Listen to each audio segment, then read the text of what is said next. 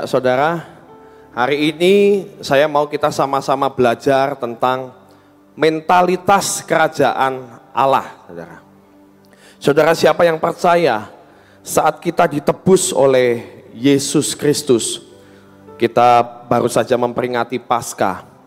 Itu artinya kita ini semua orang, umat yang orang tidak terkecuali yang percaya bahwa Yesus adalah juru selamat, dia akan diselamatkan dan diangkat menjadi anak-anak kerajaan Allah, saudara. Kita harus tahu bahwa saat kita diselamatkan, saat kita percaya, kita ini hidupnya diubahkan. Bahkan dari maut, dari dosa, kita hidup di dalam dosa, upah kita adalah maut. Tapi Yesus dengan kasih-Nya, Dia menebus kita dan Dia mengangkat kita, memberikan kehidupan. Bukan hanya kehidupan yang biasa-biasa, tapi kehidupan sebagai anak-anak kerajaan Allah, saudara. Saudara, kita sama-sama akan belajar apa sebenarnya yang dimaksud dengan mentalitas. Ya, mentalitas, saudara, dalam pengertian Kamus Besar Bahasa Indonesia ya, itu adalah apa? Keadaan dan aktivitas jiwa atau batin, cara berpikir dan berperasaan. Nah saudara, secara tidak langsung, cara kita berpikir, cara kita berperasaan ini akan mempengaruhi setiap tindakan kita, saudara. Mental ini ya akan mempengaruhi apa yang kita putuskan, apa yang kita akan jalankan. Contohnya saudara, Pak Petrus Agung pernah berbicara. Waktu itu dia pergi ke sebuah pameran mobil. Dan tiba-tiba dia ada tertarik dengan satu mobil.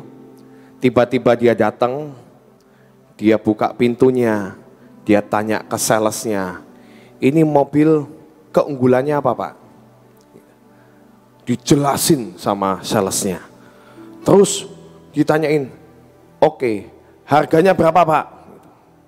Sekian miliar gitu ya, mobilnya bagus pokoknya saudara.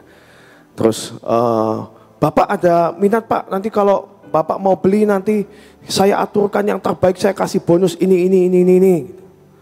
Terus anaknya nyenggol papanya, Pak, emang ada uangnya Pak? Gitu. Diem aja kamu. Uangnya belum ada saudara, tapi mentalnya itu punya mental kerajaan, mental raja-raja. Coba kalau saudara datang ya, tidak punya mental seorang raja saudara, melihat mobil yang bagus di pameran, saudara biasanya orang itu gak berani dekat saudara, cuman biasanya begini, ngelihat dari jauh gitu kan, bagus ya mobilnya ya. Kalau salesnya datang biasanya gimana? Oh enggak, lihat-lihat aja. Ya memang semuanya lihat-lihat, namanya pameran mobil saudara, ya kan?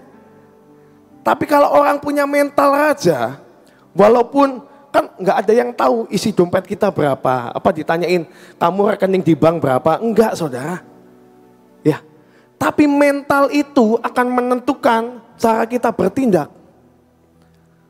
Walaupun kita saat itu belum punya uang misalnya ya, tapi saat itu, saat tanyain, Pak silakan Pak melihat, oke saya pengen tahu, lu kan nggak apa-apa saudara, namanya pameran itu memberikan pengetahuan, oh ini mobil ini kapasitasnya berapa, kecepatannya berapa dan lain sebagainya saudara. Itu mental akan menentukan cara kita mengambil keputusan, cara kita melangkah, cara kita menjalani akan kehidupan ini saudara. Kita mau sama-sama baca terlebih dahulu saudara.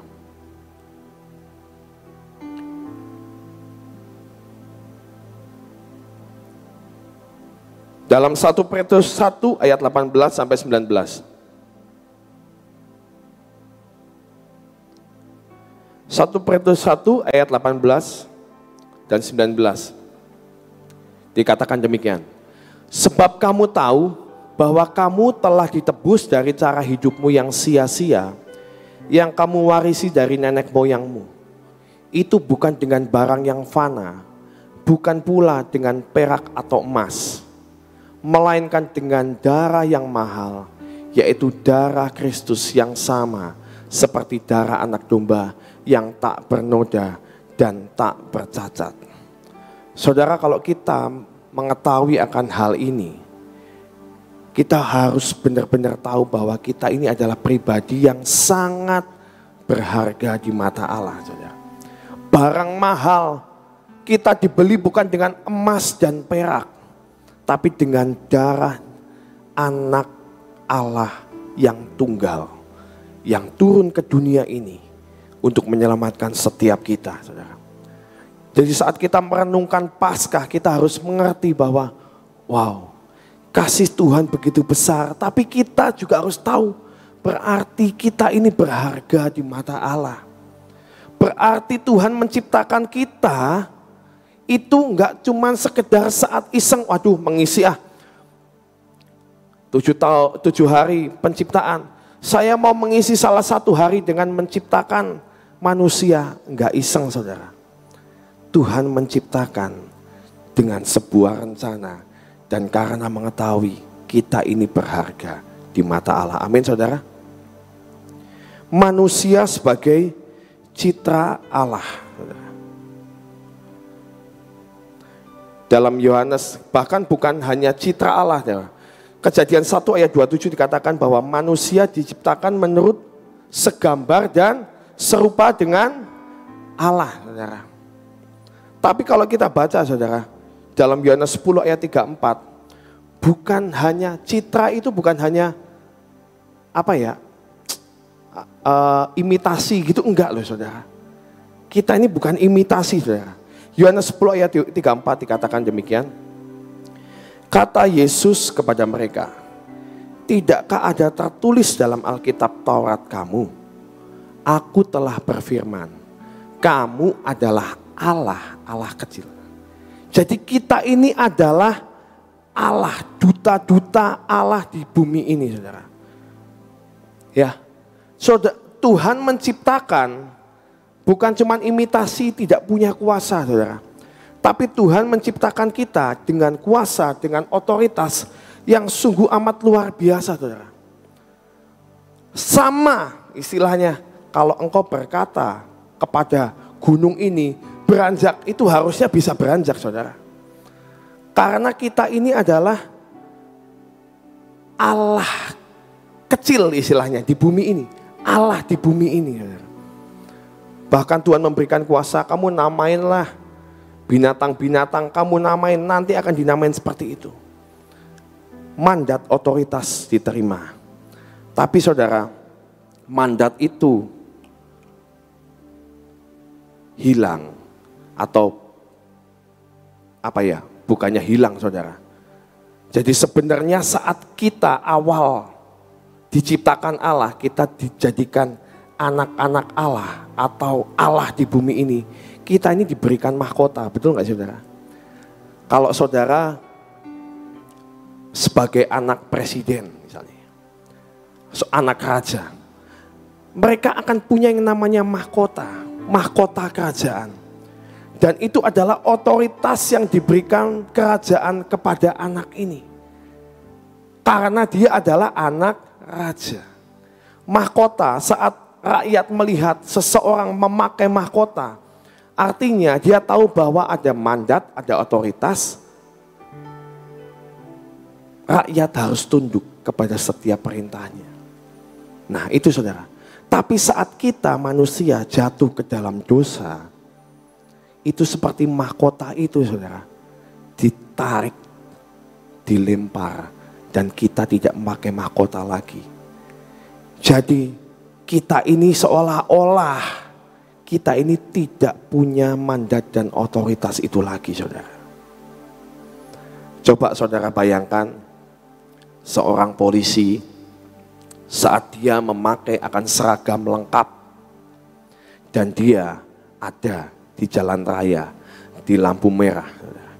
saat dia cuma berdiri saudara di lampu merah. Saya percaya, saya pernah melihat dan sering melihat saudara. Saya lagi nyetir, naik mobil, tiba-tiba, ini kenapa tiba-tiba macet ya? Motor pada berhenti saudara. Motor pada berhenti, saya nggak tahu apa ada kecelakaan atau apa ya. Setelah saya lewat, ternyata beberapa ratus meter lagi adalah lampu merah. Dan di sana ada polisi yang sedang bertugas dengan seragam lengkap saudara. Pemeriksaan SIM, periksa yang nggak pakai helm dan lain sebagainya.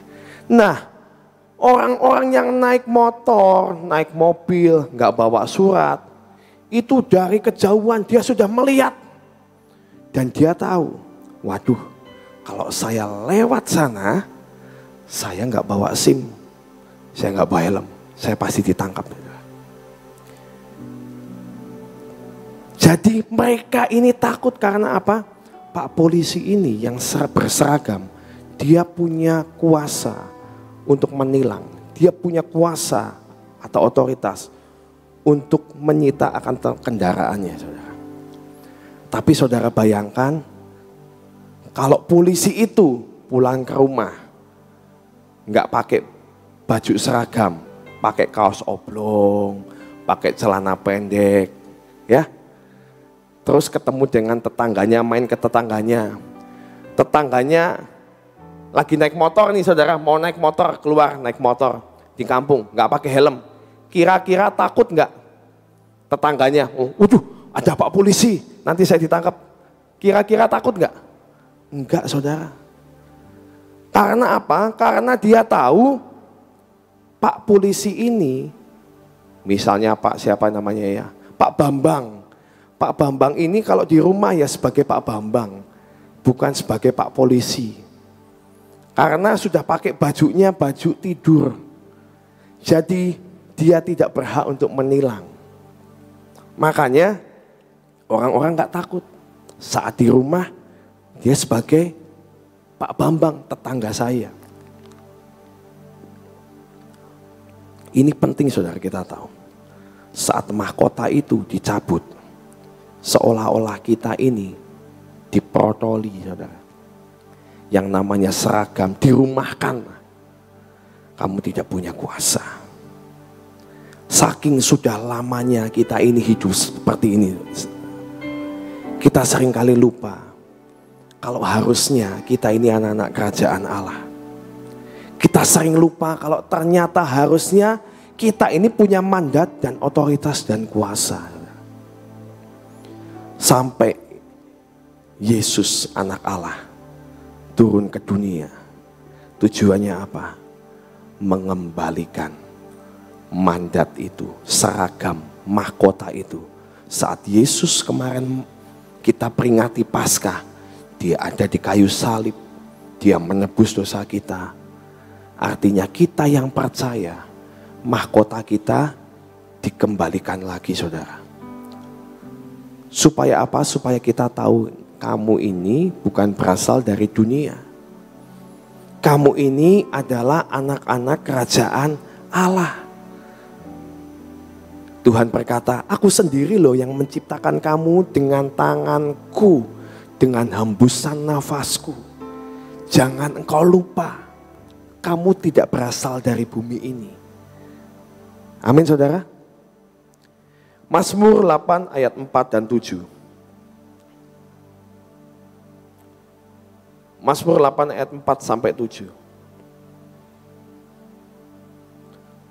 Jika aku melihat langitmu, buatan jarimu, bulan dan bintang-bintang yang kau tempatkan, apakah manusia sehingga engkau mengingatnya? Apakah anak manusia sehingga engkau mengindahkannya? Namun engkau telah membuatnya hampir sama seperti Allah dan telah memahkotainya dengan kemuliaan dan hormat. Engkau membuat dia berkuasa atas buatan tanganmu. Yang dibuat oleh Tuhan itu apa sih? Bumi dibuat oleh Tuhan. Langit siapa yang buat? Tuhan. Engkau membuat dia kecil ini berarti siapa? Kita. Berkuasa atas buatan tangan Tuhan. segala-galanya telah kau letakkan di bawah kakinya. Artinya apa? Tuhan itu memberikan suatu kuasa yang sungguh luar biasa dalam hidup kita. Semua buatan tangan Tuhan itu ada dalam kekuasaan kita sebagai anak-anak kerajaan Allah. Seharusnya itu, saudara. Tapi karena mahkota itu telah jatuh, dikatakan dalam Ratapan 5 ayat 16, saat kita jatuh ke dalam dosa, itu artinya adalah mahkota telah jatuh dari kepala kami, wahai kami, karena kami telah berbuat dosa. Roma 3 ayat 23. Karena semua orang telah berbuat dosa dan telah kehilangan kemuliaan Allah. Saat kita berbuat dosa, mahkota yang artinya kemuliaan itu hilang, saudara.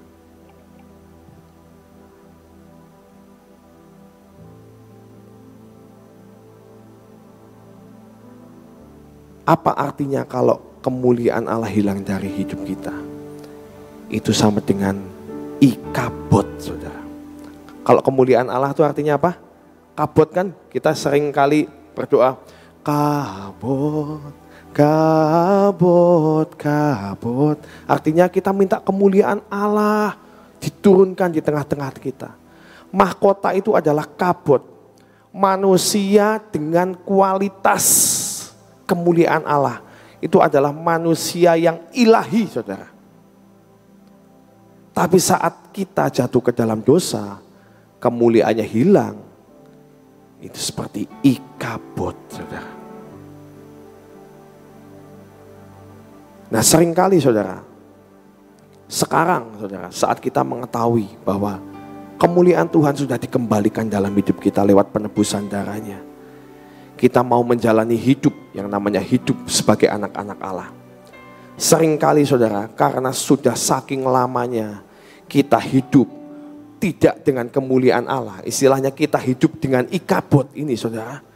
Kita ini sampai lupa bagaimana cara hidup dengan kabot atau manusia dengan God quality, dengan manusia yang ilahi. Kita ini sampai lupa, saudara. Nah, kita harus mulai mengingat lagi, saudara. Karena nggak gampang loh, saudara. Kita menghilangkan sebuah kebiasaan itu tidak mudah, saudara. Coba saudara sudah biasa sarapan ya, saudara ya. Saudara sudah biasa tiap pagi makan roti, minum kopi setiap pagi, saudara. Sudah saudara lakukan bertahun-tahun. Tiba-tiba saudara disuruh puasa. Puasanya tidak boleh sarapan, saudara. Bolehnya nanti bukanya jam 1 siang. Itu perjuangan, saudara. Perjuangan karena apa? Kebiasaannya bangun tidur, saat teduhnya sambil ngopi. Saat teduhnya sambil minum teh. Dan saat disuruh, kamu tidak boleh sarapan ya hari ini ya. Itu rasanya ada sesuatu yang hilang, saudara. Dan bahkan kalau menurut teori, kalau kita mau menghilangkan sebuah kebiasaan, kita harus melakukannya rutin 40 hari. Itu istilahnya kita akan bebas dari kebiasaan kita. Saya pernah, saudara, saya kan hobi minum kopi, saudara. Suatu saat mas saya kan gak enak, perutnya gak enak. Mungkin lambungnya luka dan lain sebagainya. Disuruh dokter, kamu tidak boleh minum kopi ya. Waduh, itu yang namanya saya udah punya kebiasaan bertahun-tahun. Disuruh gak minum kopi pagi itu rasanya susah banget. Tapi karena keadaan, saudara, akhirnya saya benar-benar berusaha, udah saya tidak minum kopi. Saya lakukan, saudara. Hari pertama, aduh gak enak banget rasanya. Kayak ada yang hilang gitu. Melakukan 2 hari, 3 hari, masih kepengen gak? Masih, saudara, kepengen, saudara.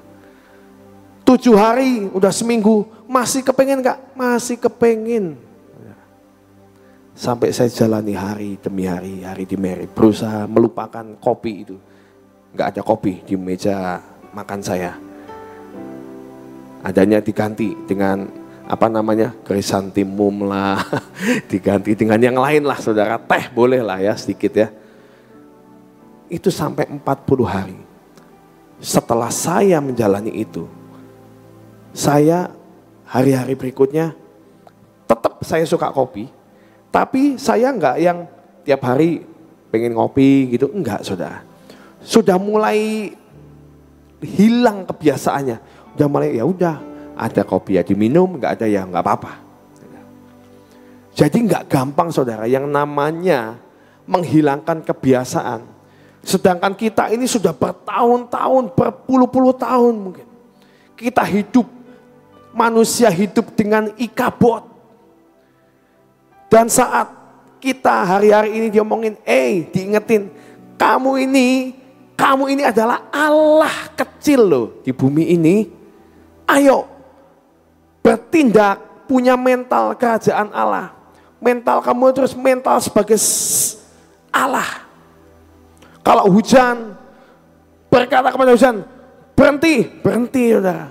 Sekarang lagi panas, ayo perkatakan, hari ini hujan, rintik-rintik, supaya kota kita adem gitu ya saudara ya.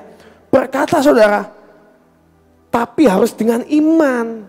Jangan ngomong, waktu itu Koheri, waktu kemarin kemana ya, kita ke Dieng. Waduh saya ini pengen foto dapatnya bagus Fred. Jarang-jarang saya ke sini. Kalau hujan gimana fotonya? Wah, dia semangat saudara, langsung bertindak sebagai seorang anak Allah. Saudara, perkatakan tidak boleh hujan, di dalam nama Yesus tidak boleh hujan. Wah, tiba-tiba kalau pengen fotonya bagus, mentalnya keluar saudara. Tapi benar saudara, nggak hujan saudara. Kita udah selesai foto, baru netes rintik-rintik. Nah, berlaku saudara, kalau kita melakukan dengan iman. Saudara kepanasan gak sih hari-hari ini? Panas banget Cirebon saudara. AC saya mati lagi saudara. Waduh ampun deh. Cari tukang servis, penuh semuanya. Pak, Cirebon lagi panas, semuanya kena AC-nya. Waduh saudara. Ayo sama-sama berkata, hari ini hujan gitu ya, tapi jangan gede-gede ya. Yang penting adem gitu loh saudara, enak gitu ya. Mau saudara yang ada di Cirebon perkatakan hujan hari ini. Aku perkatakan dengan mandat otoritas Allah. Belajar memperkatakan seperti seorang bukan seperti seorang Allah. Karena kita ini adalah diciptakan adalah Allah kecil. Bertindak sebagai anak kerajaan Allah saudara. Di Inggris ada Pangeran Harry ya yang keluar dari kerajaannya. Dia nggak mau, dia melepaskan semua haknya sebagai seorang anak raja. Kalau menurut saya itu adalah tindakan yang sangat bodoh menurut saya. Dia pengen hidup seperti rakyat jelata karena istrinya saudara. Saat dia datang ke Inggris, apakah orang menghormati dia?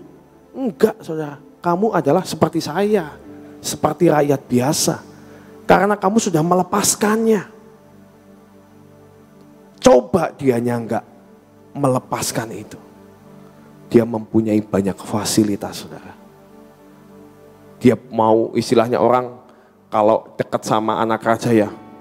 Pak saya ada kerjaan nih misalnya nih ya. Ayo kita ngerjain ini. Atau waduh Pangeran Harry datang ke tempat saya mau bawain oleh-oleh gitu. Ibu Nani ini saudara, kan kemarin disaksikan di rumah tidak pernah kekurangan makanan. Sampai bingung kulkasnya penuh semuanya. Freezer udah, saya kemarin hitung kulkas itu kita ya di rumah ada 1, 2, 3, 4. Ada 4, ada freezer saudara. Buat nyimpen yang namanya oleh-oleh dan itu masih kadang kurang saudara. Karena apa? Karena ada mental kerajaan Allah dalam hidupnya. Sehingga orang tuh pengen ngasih. Datang dari luar kota jauh-jauh yang diingat Ibu Nani.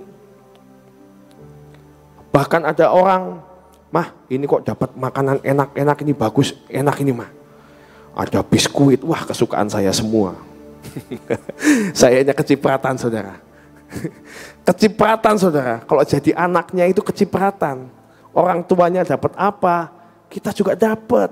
Ibu Nani nggak mungkin makan semua. Nih, taruh aja di meja makan kamu. Wah, nikmat saudara. Namanya hidup dalam kelimpahan, dalam anugerah. Karena kita punya mental kerajaan Allah itu. Saat kita menghidupi, kita bertindak, kita melangkah seperti seorang raja, itu akan beda saudara. Jangan punya mental seorang budak atau pekerja saudara. Saya mau cerita pengalaman saya saudara. Saya ini, orang tua saya punya toko saudara. Kemarin Koheri juga dan Chris sudah ke sana, udah tahu tuh. Ada toko elektronik. Dan saya ini bantuin saudara. Kalau dulu pulang sekolah ya saya di toko, dari tidur juga di toko gitu ya saudara, anak toko saya ini saudara. Ya.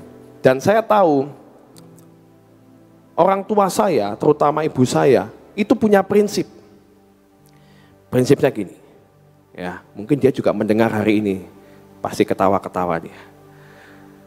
Kalau ada orang ya, ngomong ke pegawainya, ada orang masuk ke toko ini ya, ingat ya, tidak boleh pulang dengan tangan kosong, saudara.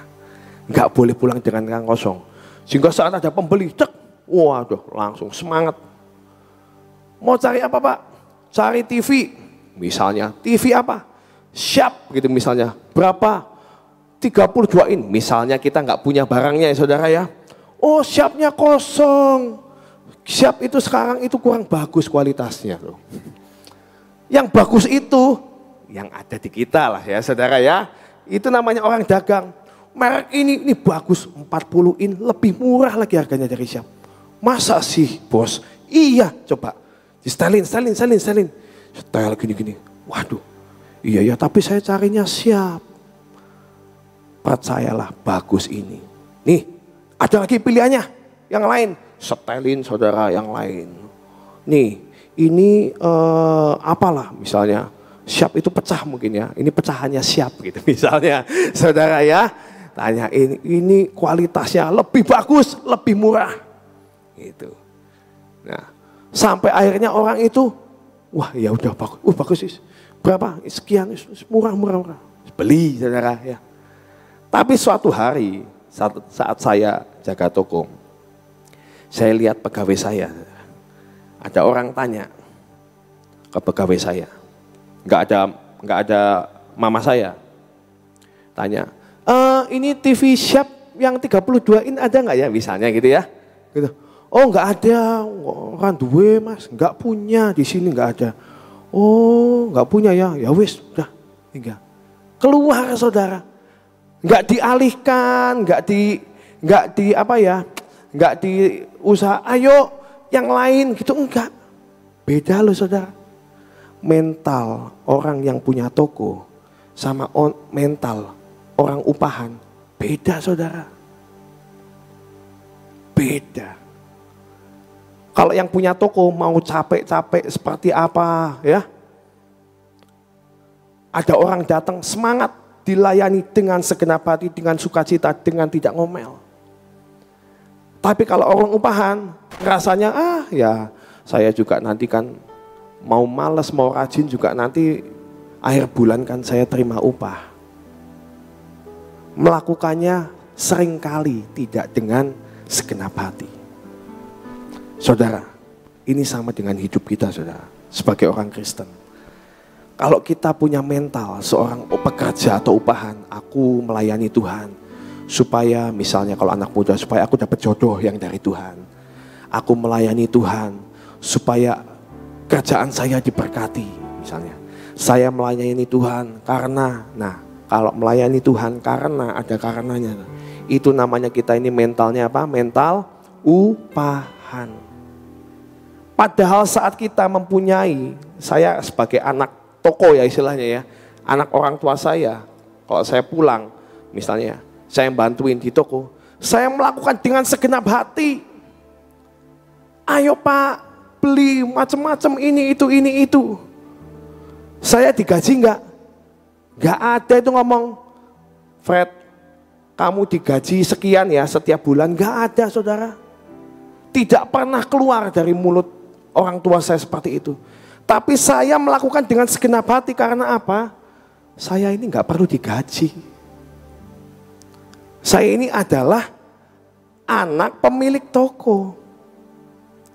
Penghasilan, keuntungan toko itu ya saya juga kalau minta sama istilahnya nih, minta sama mama saya juga dikasih. Orang gak minta aja dikasih saya sama orang tua saya.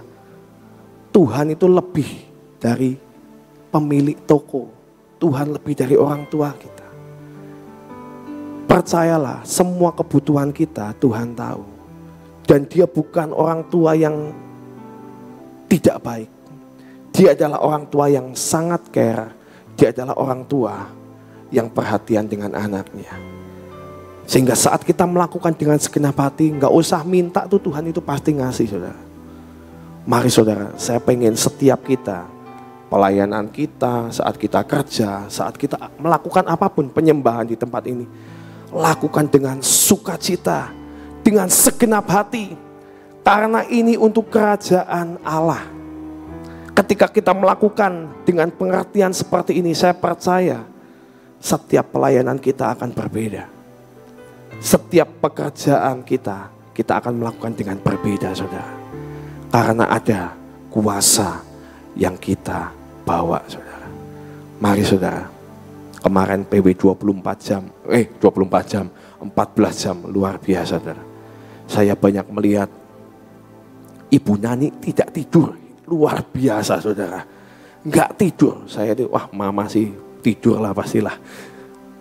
24 jam biasanya tidur, saudara. Ada tidurnya, capek karena besok paginya menyampaikan firman. Umur sudah hampir 80 loh, saudara. Ya, tidak tidur, bahkan saat jeda jam 5 sampai jam 5.45 ditawarin sama Sofi, mah tidur sebentar tak mah? Enggak, mama mau persiapan, sudah siap-siap gosok gigi, persiapan luar biasa. Saya melihat banyak orang tua, banyak yang semuanya ada di tempat ini enggak tidur, ngantuk. Saya sempat hilang sih gini, ya enggak apa-apa sih. Saya jujur, saudara, saya tidur, saudara. Jam 2 saya tidur, saudara. Jam 2 tidur, saya bangun jam 5.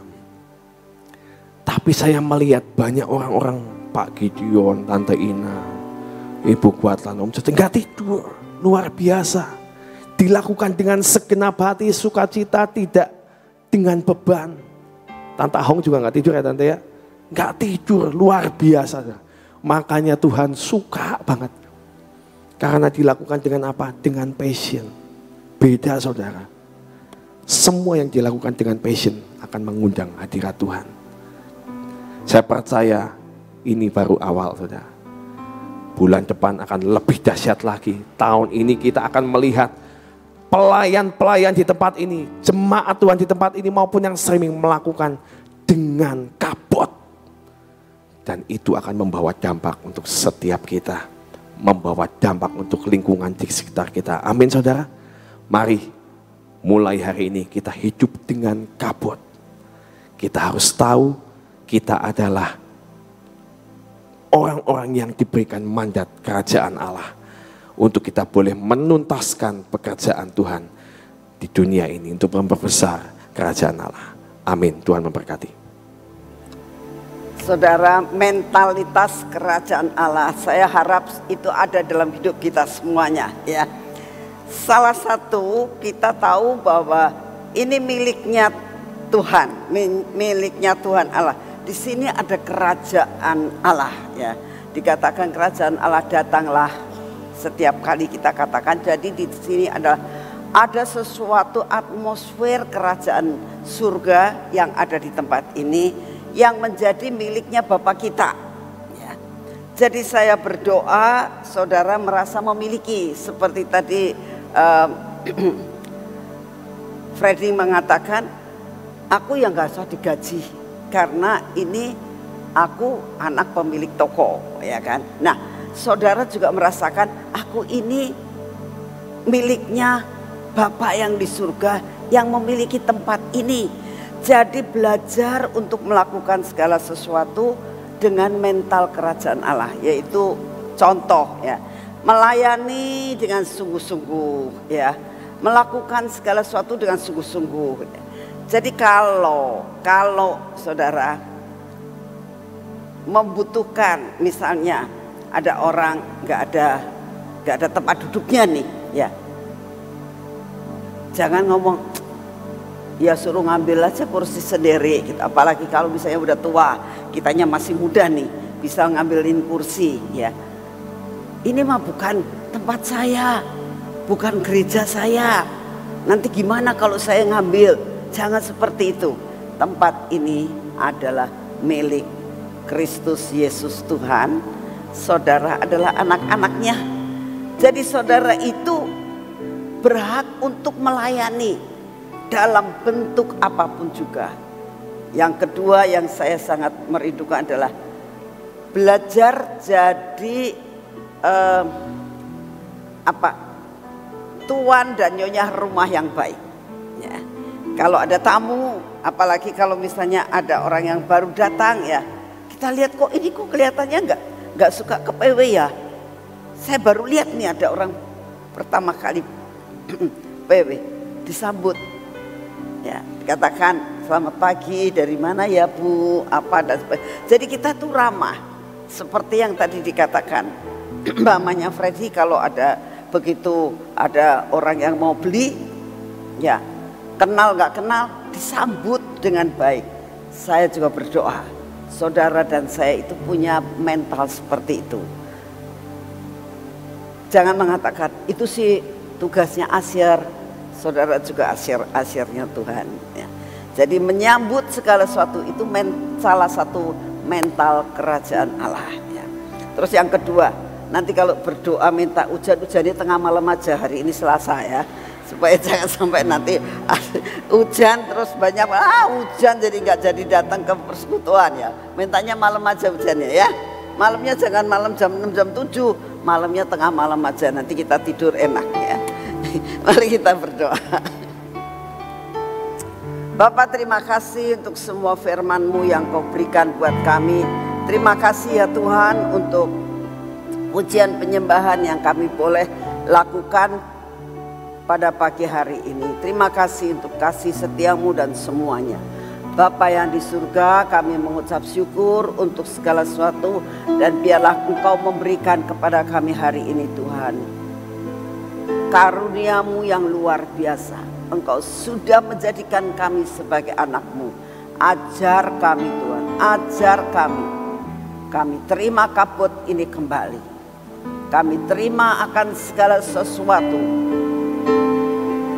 prioritas yang Kau berikan buat kami sebagai anak-anak kerajaan surga. Terima kasih Tuhan, buat kami merasakan dalam hidup kami, mau melakukan segala sesuatu dalam tindakan apapun, kami tahu kami adalah anak kerajaan surga. Terima kasih untuk semuanya. Bapa, saat ini kami datang di hadapan-Mu, kami tetap berdoa buat bangsa dan negara kami. Kami tolong Tuhan, kami minta tolong kepada-Mu Tuhan untuk keadaan situasi yang ada di dalam negara kami. Engkau yang akan mengendalikannya Tuhan. Terutama kami berdoa Engkau sendiri ya Tuhan yang akan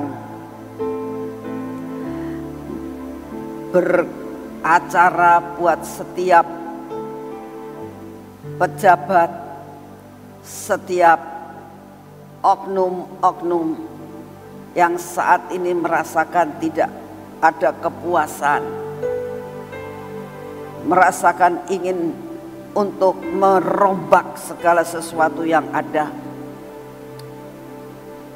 yang ingin mengacaukan bangsa ini, yang ingin untuk mencari kedudukan. Tuhan, kami doakan mereka semuanya. Engkau beri roh kesadaran dan kebijaksanaan untuk dapat mengerti bahwa tindakan-tindakan yang akan dilakukan akan mengakibatkan menghancurkan bangsa ini. Buat mereka bersatu Tuhan, buat mereka merasakan bahwa semua biar dilakukan untuk kesatuan bangsa ini, keutuhan dari bangsa ini ya Tuhan. Saat ini kami datang di hadapan-Mu, biarlah Engkau juga mengaruniakan mental kerajaan surga juga buat bangsa dan negara kami. Saat ini kami datang di hadapan-Mu ya Tuhan Yesus. Kami tetap berdoa untuk Bapak Presiden kami dan Wakil Presiden dan semua stafnya. Engkau yang akan terus beracara Tuhan, Engkau yang akan memberi kekuatan, hikmat yang daripada-Mu untuk dapat menuntaskan semuanya sampai garis akhir. Segala sesuatu yang kemelut-kemelut yang ada, Tuhan berikan kepada Bapak Presiden kami dan semua stafnya untuk dapat mengatasi akan segala-galanya ini Tuhan. Terima kasih untuk semua. Kami juga berdoa untuk masalah mau lebaran ini Tuhan. Kami tetap berdoa untuk setiap orang yang akan pulang mudik. Kami berdoa Tuhan, biarlah tidak ada roh maut Tuhan. Biarlah semua perjalanan mereka semuanya diberkati Tuhan. Sampai tidak ada kecelakaan yang mendatangkan suatu kematian. Tuhan, kami sangat berdoa saat ini. Engkau sendiri yang terus beracara dan memperhatikan supaya ada lawatan buat bangsa ini Tuhan. Supaya banyak orang yang diselamatkan.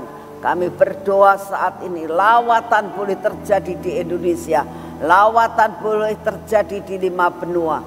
Sehingga semuanya dapat merasakan Tuhan, Engkau sangat peduli buat ciptaan-Mu. Kami percaya Engkau mendengar doa kami saat ini. Terima kasih untuk kasih setia-Mu Bapa. Kami berdoa untuk sebentar sore, tempat ini ada ibadah raya. Kami minta di dalam nama-Mu ya Tuhan, Engkau sendiri yang akan membawa kami masuk di dalam dimensi yang lain, sampai kami boleh merasakan Tuhan hadirat-Mu luar biasa di tempat ini. Setiap firman yang akan disampaikan menjadi suatu rema dalam hidup kami. Biarlah sungguh-sungguh Tuhan, kami boleh menyediakan diri kami untuk menyembah Engkau Allah yang hidup, yang kami kenal di dalam nama Tuhan Yesus. Terima kasih untuk semua. Kami mau menyerahkan semua petugas Lewi Tuhan, anak-anak-Mu, imam-imam Lewi. Kami minta di dalam nama-Mu, Kau siapkan hati mereka untuk dapat melayani Engkau Raja di atas segala raja. Terima kasih untuk kasih setia-Mu Bapa. Terima kasih, kami minta saat ini daya tahan tubuh yang baru Tuhan. Beri kekuatan, beri kesehatan untuk kami dapat melakukan bagian kami sampai garis akhir. Terima kasih untuk kasih setia-Mu. Engkau dapat memberikan lebih daripada apa yang kami minta. Terima kasih untuk semua. Dalam nama Tuhan Yesus. Mari kita masuk dalam pengurapan.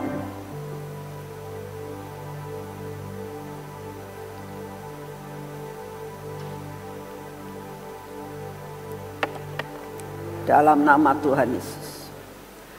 Biarlah pengurapan ini memasuki akan hidup kami Tuhan. Sehingga Roh-Mu senantiasa menguasai kami. Menguasai mata kami, telinga kami Tuhan. Bibir, mulut kami, dan hati kami. Biarlah benar-benar Tuhan pengurapan-Mu akan membuat kami ini terus ada di dalam pernaungan yang daripada-Mu. Semua yang tidak baik dalam hidup kami, Engkau sendiri akan menuntaskan dan membabat habis Tuhan.